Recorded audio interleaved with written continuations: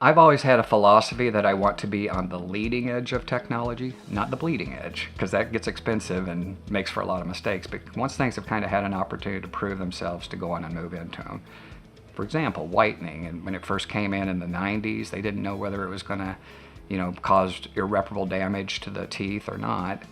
And so you kind of sit back for a couple years and watch it, and then once you have some evidence to prove that things are fine and then the research comes out, then those things we'll jump into. As far as technology goes, and nowadays it's all digital.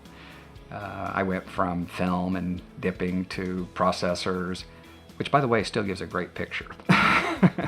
But now we're all digital on our x-rays. We have a Panellips x-ray system that is allowing us to convert to 3D, so that like when we're doing an implant, we can take a picture of that jaw, see exactly where that nerve is, know where we need to be to stay away from that, and it gives us just a better roadmap of things.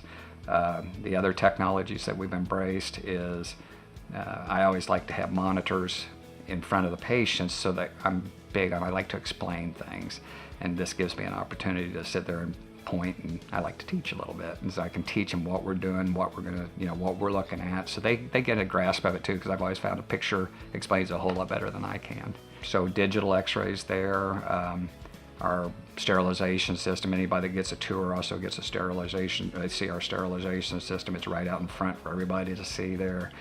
That's important for me because I want them to know that we are taking the absolute top means we can to ensure that there's never any contamination problems or anything along those lines. So that's very big on technology too.